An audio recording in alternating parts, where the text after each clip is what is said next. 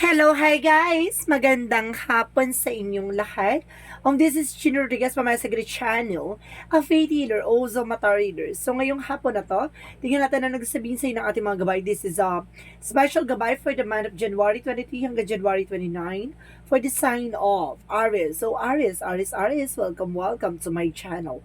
Ano kayang messages, advices ng spirit guides ang ating masasaga for today's video? Kanino naman kayang energy or kaganapan sa buhay ng mga Aries ang ating mga hagilap. So guys, this reading is a general reading lamang, hindi lahat makaka-resonate.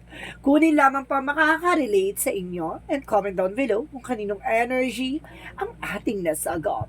And of course, don't forget to like and subscribe my channel and hit notification bell for more videos of life. And of course, maraming salamat po sa mga walang sawang pagsuporta sa aking channel.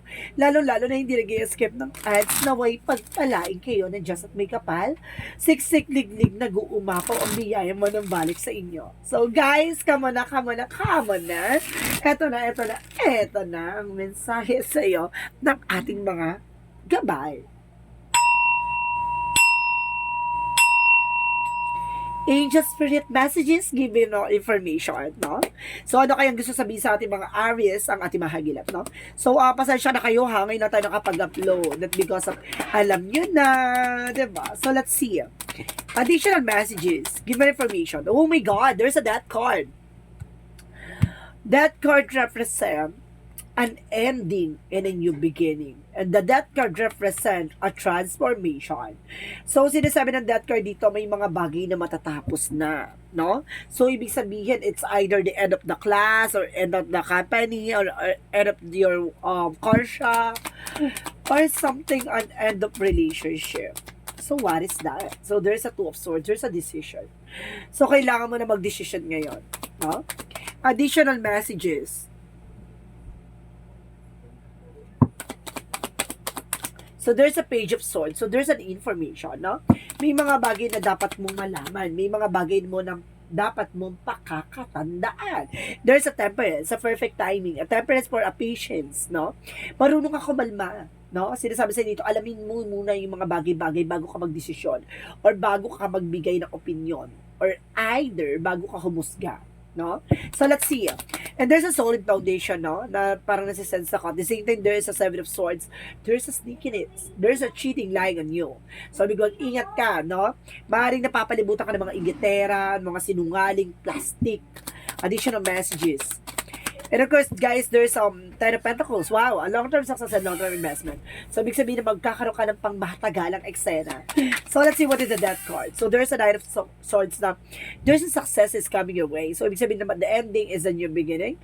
And kasi sinasabi dito na maaaring matatapos na yung mga bagay na nangyari sa'yo from the past. At the same time, magsisimula na panibagong chapter ng buhay mo. And the Queen of Cups, there's a healing. Magkakaroon ka na ng healing dito. A decision that you need to make is a moving forward, no? Kailangan mo ng mag-take step, no?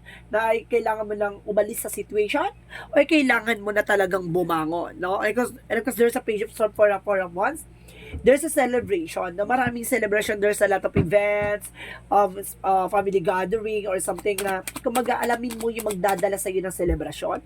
And the King of Wands is stability and control. No, ito yung kalmado, no? Panatiliing kalmado, habaan ng pasensya. The Seven of Swords is Queen of Pentacles, security, maging secure ka about sa finances and being practical, no? Kumbaga may mangungutang sa iyo o lalapit dito mangungutang sa iyo, hindi ka mabayaran. Or tendency, kumbaga mangungutang ka, no? And of course, there's a possibility mayroong mga guarantor dyan na lulukohin ka. So, maging aware. So, let's see what is the Ten of Wands. Ten of Pentacles, there's a Ten of Cups. So, there's an information dito, there's an happiness, and of course, there's a long-term success and long-term investment pagdating sa finances and happiness for love life. And of course, there's a Nine of Pentacles, so there's a security, no? There's a lot of angles. So, ibig sabihin, titignan mo lahat ng mga aspeto ng kaganapan sa buhay mo.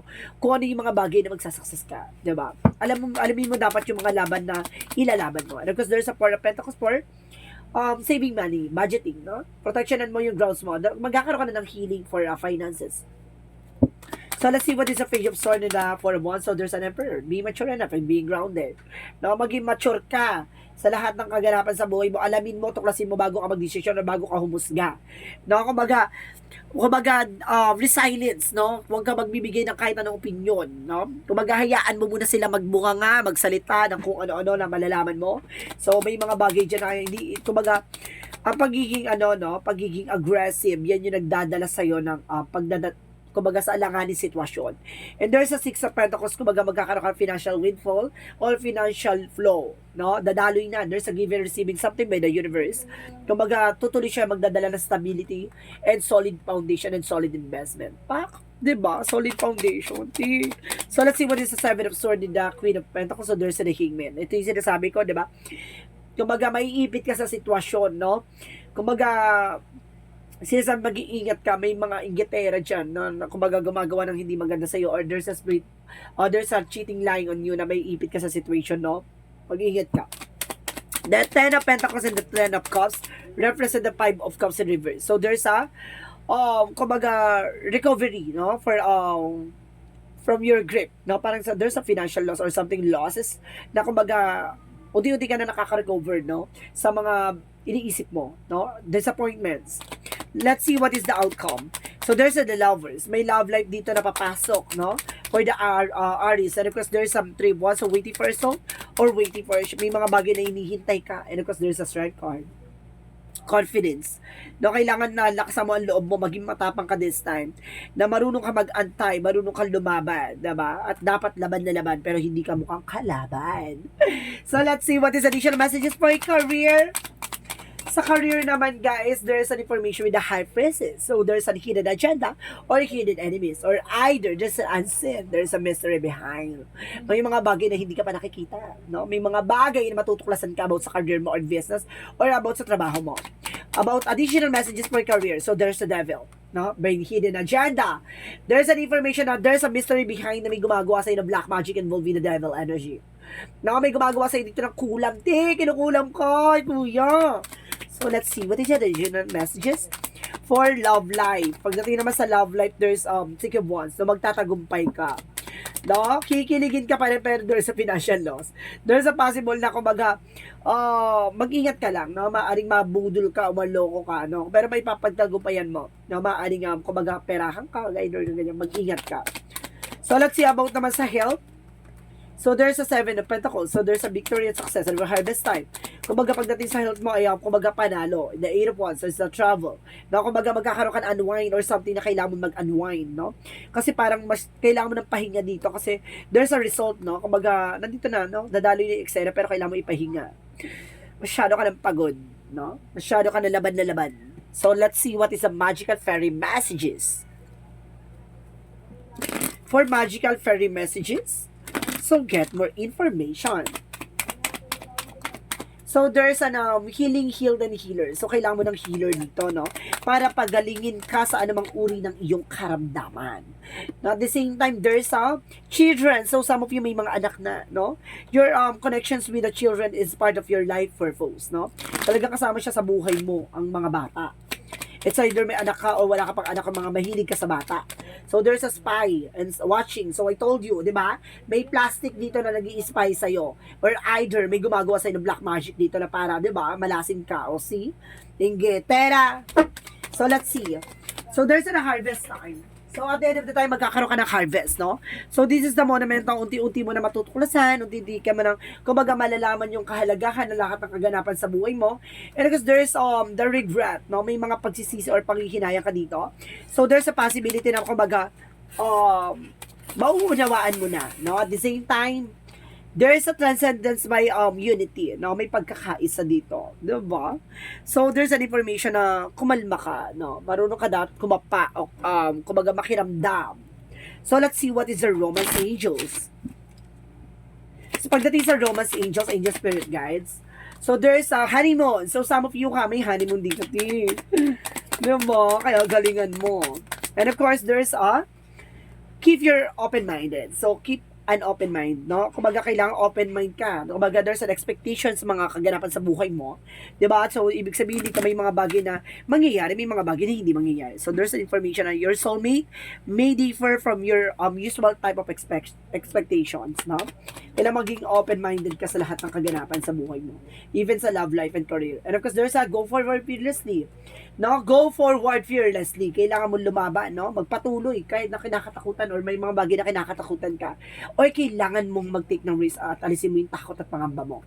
And there's an innocence. May mga bagay na inosente ka pa. May mga bagay na hindi ka pa nalalaman. So, may mga bagay na ipapaalam pa lang sa'yo. So, let's see what is the chakra. Chakra messages for you is a vanity. Iwasan mo yung mga walang kabuluhan, yung bisyo or something, yung luho, no? Alisin mo yung luha na yan. There's a perfection. So, may mga bagay dito na may isaayos mo yan, no? Magkakaroon ka ng, kumbaga, ma-organize mo na maayos yan. There's a perfection. Kumbaga, may mga bagay na magagawa mo in a perfect timing. And there's an impasse. May mga bagay, maharang nga talaga sa itim. May mangkukulam ng maharang sa'yo talaga. Inaharang yung swerte mo o inaharang yung taong mamahalin mo. Or either, kumbaga gumagawa para magkaroon ka ng sariling sakit. No? Hinaharang yung mga kinakain mong foods or something na, kumbaga, maaaring makasama sa'yo. No? Ganun. So, let's see what is additional messages. Additional messages, angel spirit guides. So, there is a mystery. Mayroong misteryo. I told you. May mystery sa likod nitong eksena. There's a journey. No, tahakin mo. There's a travel, guys. May travel din dito. Go for it. No, ilaban mo. Hindi ka pwedeng, hindi ka pwedeng kumbaga, hindi ka pwedeng magpapatalo dyan sa mga ganyan. Hindi ka pwedeng duwag-duwag dyan. Laban na laban ka dapat. And there's an amethyst. There's a psychic abilities. So, may sabihin dito, guys, naramdaman mo na, na-detect mo na there's something wrong, no? May gumagawa talaga sa iyo. So, let's see what is additional messages. Angel spirit guides. So, there's a spiritual teacher. So, I told you, kailangan mo ng albularyo. No? Additional messages. So, there's a leadership, no? Take charge of this situation. Pamunuan mo to. Hindi ka pwede magchika or magsabi sa ibang tao, even sa pamilya mo, kung ano yung nangyayari sa'yo about sa spiritual. Kasi, kumbaga, hindi mo pa kilala yung totoo mong kalaban. Diba? Ganun yun. Kaya kailangan sarilihin mo muna. Kumbaga, solusyonan mo. Pag nalaman mo kung sino, saka ka mag-open sa mga mahal mo sa buhay. Kasi mamaya yung kumbaga magbigay ka ng opinion or magbigay ka ng information, yung pala yung taong gumagawa sa'yo. Kaya be aware. And there's a talk to your angels, no? Kausapin mo yung mga gabay mo. So let's see what is additional messages. So there's the word. Double clarification namin the word ka dito by trouble. And there's a door to romance. So may pintuan talaga para sa buhay, pag-ibig. No, para sa kilig at diba? Romance. So there's third chakra for Archangel Chamuel for your health, no? So ibig sabihin dito, kung magagabayan mo rin ang iyong sikmura, parang nasa sense ko sikmura, and of course ang iyong chest, no? Para nakakaramdam, and of course yung ulo mo. And of course there's an information dito, there's a you're not for everyone. So ibig sabihin kumaga hindi ka sa pangkalahatan. So ibig sabihin kapag ayaw mo sa tao, ayaw mo, ganon. Kumaga hindi ka flexible for everyone, ganon. And there's the golden the children, so there's a rare gift. No? May mga bagay na regalo sa iyo ng ating universe na kakaiba, no? May mga bagay matutuklasan mo, at may mga bagay na hindi mo pa natutuklasan. No? Additional messages. So there's health. So there's alam mo guys, tina-target ka nito sa health mo, ha. And there's a humor, no? Kung tingnan mo yung side of situation. And there's a judgment. So there's a uniqueness, no? Or judgment for awakening or wake-up call. So let's see what is the Monsology. Let's see what is the Monsology. So there's a show the world the real you. Pakita mo sa mundo kung sino ka talaga, kung ano ka talaga, kung ano yung mga bagay na ipapakita mo ay ilalahad mo pa. Yung mga bagay na nung hindi nila ina-expect na, oh my God, kaya mo pala yung ganito, or oh my God, kumbaga, may alam ka pala sa ganyan. Parang gano'n, no? Ipakita mo sa mundo na kung sino yung tinatapak-tapakan nila, yung mismong, diba? Magugulat na sila nasa taas na, gano'n. So there's prosperity lies ahead. Talagang, diba, palapit na sa iyo ang swerte at biyaya, and believe the impossible. Maniwala ka lang sa mga bagay na imposible, ay posible. So communication is the key. So kailangan mo ng communications, no? So it's either communication with your love life, your with your customer, clients, like that. Kumbaga, there's a communication, no? So, let's see what is Archangel Raphael. So, there's a relationship. So, there's an involved about sa health mo is a relationship. And use your natural healing abilities. May kakayanan ka talaga dito, guys, no? May mga bagay na kailangan mo tuklasin at alamin. So, let's see what is the angel's number. Angel's answer, sorry. Angel's answer, anong kasagutan dito sa reading na to? Ang kasagutan is if you believe. Kung naniniwala ka. 'Di ba? Kung hindi ka naniniwala ka, hindi ka gagaling, ti. Walang ganun. So, kailangan buong tiwala at buong pananampalataya mo sa ating poong may kapal ang dapat mong panindigan. And of course, there's a yes. So, see? There's a double clarification na yes, no? Sa lahat naman tanong mo sa buhay mo, dalawa possible na yes ang kasagutan. 'Di ba? Ilaban at ilaban mo. Laban na laban dapat, no? So, let's see what is the Jesus loving quotes. So, your faith have saved you, go in peace. So, see, diba? Yung pananampalataya mo at tiwala mo sa poong may kapal ang magsisilbing, kumbaga, magsisave sa'yo para sa kalayaan at para sa katarungan. Ganon! So, let's see what is the angel's number. Diba? So, talagang tinetesting yung pananampalataya mo dito, no? There's a spiritual, talaga, parang spiritual activation and spiritual journey, guys, no? Ang ganda ng reading mo, Aries, ha? Talagang minumulat ka ng ating gabay talaga sa mga kaganapan sa buhay mo about sa spiritual. And there's a 21 by inspiring. So, you are highly creative with a strong will to succeed. Your imagination is highly charged. It reveals itself into every you do, from your sparking conversations to your most prized project. So, ibig sabihin, marami kang napapahangati sa mga ganyan or tuya, no? So, let's see what is the messages of life. Forgiveness. May kapatawaran or hindi ka pa makapatawad or hindi mo mapatawad. Today, let's see. Today, I've blessed its soul. I've received to have hurt me. I released them to their own greater good. I can now see the past provides me with a lesson that help me live more fully in the present. I no longer struggles with what has been said and done. I am grateful for every experience that has brought me here. I feel myself with the love that is pure and free. So, ibig sabihin talagang, pinapalaya mo yung sarili mo, no? Sa lahat ng kaganapan, ano man yung sinabi nila, ano man yung chika or chismis nila against sa'yo, dead ka lang, no?